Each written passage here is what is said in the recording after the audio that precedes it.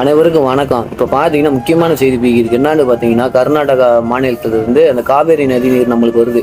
அதை என்ன சொல்கிறாங்க, நாங்கள் அந்த காவேரி அணையில் நாங்கள் மேகதாது அந்த அணை கட்ட போகிறோம். தமிழ்நாடு அரசு என்ன பண்ண முடியுமோ பண்ணிக்கிட்டு தமிழ்நாட்டு மக்கள் என்ன பிடுங்க முடியுமோ பிடிங்கி பார்க்கட்டும், நாங்கள் கட்டுறது உறுதி அப்படின்ட்டு கர்நாடக அரசு துணை முதலமைச்சர் கோரிக்கை ஒன்று விட்டுருக்காரு. அதுலேயும் சொல்லியிருக்காரு, விஜய் மாதிரி 100 விஜய் வந்தாலும் நாங்கள் எத்தனை விஜய் வந்தாலும் நாங்கள் பார்க்க ரெடி அப்படின்றப்ப. வீரப்பேன்னு ஒரு மனுஷன் இருக்கிறப்ப கர்நாடகாவில் இருந்து ஒரு காக்கா கூட இந்த பக்கம் வரல. என்ன இப்போ வீரப்பேன்னு ஒரு மனுஷன் இல்லாததுனால நீங்கள் இப்படிலாம் ஆடி திரிங்க. ஆனால் வீரப்பேன் செத்துருக்கலாம்டா, வம்சாவளி நாங்கள் இருக்கோம்டா 20 லட்சம் பேர். நீ கட்டி தான் பாரு, நீ நல்ல அரசு நல்ல ஆம்பளைய நீங்கள் அங்கே அந்த அணையை கட்டி கொடுங்க பார்ப்போம்.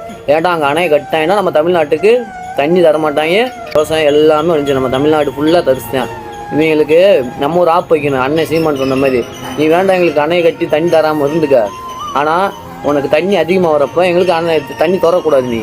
நீ அதில் வெள்ளம் ஏறி செத்தான்ச்சா அப்படின்னு ஒரு ரூல்ஸு. ஆனால் இதை தைரியமாக கேட்க இங்கே தமிழ்நாட்டில் ஒரு ஆள் இல்லை.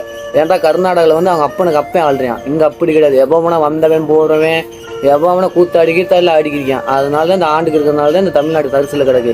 ஆனால் நீ ஆம்பளை சீமான் இருக்கிற வரைக்கும், நாம் தமிழ் கட்சிகள் இருக்கிற வரைக்கும்